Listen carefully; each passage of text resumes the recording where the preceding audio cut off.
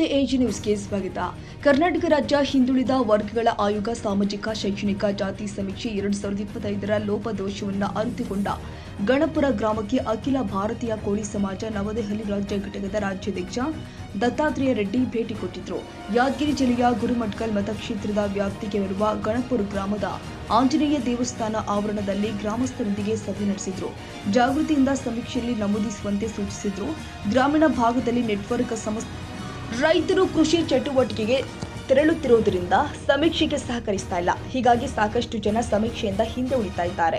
ಈ ನಿಟ್ಟಿನಲ್ಲಿ ಸಮೀಕ್ಷೆಯ ಅವಧಿಯನ್ನ ಮಾನ್ಯ ಮುಖ್ಯಮಂತ್ರಿಗಳು 15 ದಿನ ವಿಸ್ತರಣೆ ಮಾಡುವುದರಿಂದ ನೆಟ್ವರ್ಕ್ ಸಮಸ್ಯೆಯೂ ಕೂಡ ಪರಿಹಾರವಾಗುತ್ತೆ. ಅತಿವೃಷ್ಟಿ ಮುಗಿದ ಕಾರಣ ರೈತರು ಬೆಳಗ್ಗೆಯಿಂದ ಸಂಜೆಯ ತನಕ ತೊಡಗಿರೋದ್ರಿಂದ ರೈತರಿಗೆ ಅನುಕೂಲವಾಗಿಲ್ಲ. ಇನ್ನೇನು ಕೃಷಿ ಚಟುವಟಿಕೆ ಮುಗಿಯುವ ಹಂತದಲ್ಲಿ ಇದೆ. ಆದ ಕಾರಣ ಸಮೀಕ್ಷೆಯು 15 ದಿನಗಳ ತನಕ ವಿಸ್ತರಣೆ ಮಾಡುವುದರಿಂದ ರೈತಾಪಿ, ಕಾರ್ಮಿಕ ಮತ್ತು ಗ್ರಾಮಸ್ಥರಿಗೆ ಸಮೀಕ್ಷೆಯಲ್ಲಿ ಒಳಪಡಲು ಅನುಕೂಲವಾಗುತ್ತೆ ಅಂತ ಸರ್ಕಾರಕ್ಕೆ ಒತ್ತಾಯಿಸಿದರು.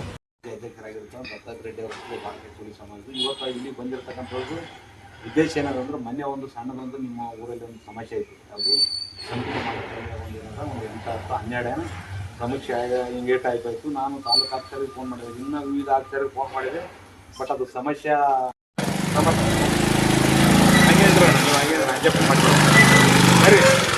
ಈ ಥರ ಎಲ್ಲ ಪ್ರಮುಖರಿದ್ರಿ. ಅವ್ರು ಏನಾರ ರೈತರ ಕೃಷಿ ಕೂಲಿ ಕಾರ್ಮಿಕರ ಕೆಲವೊಬ್ರು ಗೊತ್ತಿಲ್ಲ, ರೈತಿಲ್ಲ.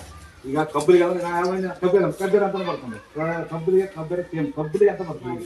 ರೈತರು ಯಾವ ಸಮುದಾಯದಲ್ಲಿ ಎಷ್ಟು ಜನ ಅಂತಕ್ಕಂಥ ಸರಿಯಾಗಿ ಸರ್ಕಾರ ಮಾಹಿತಿ ಅವ್ರ ಮನೆಯಲ್ಲಿ ಯಾರದ ಸರ್ಕಾರ ನೌಕರದಾರದ, ಮತ್ತೆ ಅವ್ರ ಹೊಲ ಎಷ್ಟದ, ಅವ್ರ ಮನೆ ಮುಂದೆ ಗಾಡಿ ಅದೇನೋ, ಟ್ರ್ಯಾಕ್ಟರ್ ಅದೇನೋ, ಅದೆಲ್ಲನೂ ಕೇಳ್ತಾರೆ.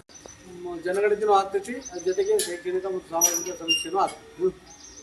ಇದು ಒಂದು ಆ್ಯಪು ಮಾಡಿರ್ತಾರೆ ಕೂತ್ಕೊಂಡು ಎಲ್ಲ ಬೆಂಗಳೂರಿನಲ್ಲಿ ಎಲ್ಲ ಭೇಟಿಗೆ ಆಗ್ತದೆ.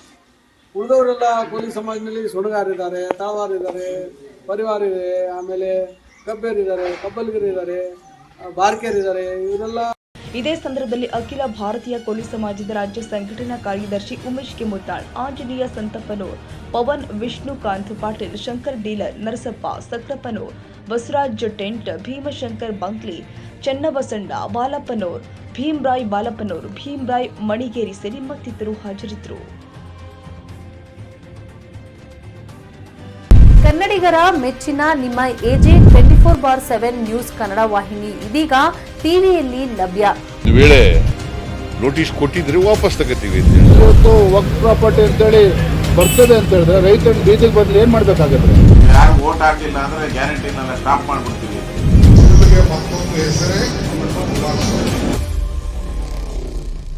ಕರ್ನಾಟಕ ಮತ್ತು ದೇಶ ವಿದೇಶ 360 ಡಿಗ್ರಿ ಸುದ್ದಿ ಹಾಗೂ ಉತ್ತರ ಕರ್ನಾಟಕ, ಬೆಳಗಾವಿ, ಬಾಗಲಕೋಟೆ, ಧಾರವಾಡ, ಹಾವೇರಿ, ಗದಗ, ಬಿಜಾಪುರ ಜಿಲ್ಲೆಯ ಕ್ಷಣ ಕ್ಷಣದ ವಿವರವನ್ನ ಪಡೆಯುವುದಕ್ಕೆ ಎಜೆ 24/7 ನ್ಯೂಸ್ ಕನ್ನಡ ವಾಹಿನಿಯನ್ನ ಲೈಕ್ ಮಾಡಿ, ವಿಡಿಯೋಗಳನ್ನ ಶೇರ್ ಮಾಡಿ, ಕಮೆಂಟ್ ಮಾಡುವ ಮೂಲಕ ನಮ್ಮ ವಾಹಿನಿಗೆ ಸಹಕಾರ ನೀಡಿ ಮತ್ತು ಚಾನೆಲ್ ಅನ್ನ ಸಬ್ಸ್ಕ್ರೈಬ್ ಮಾಡಿ.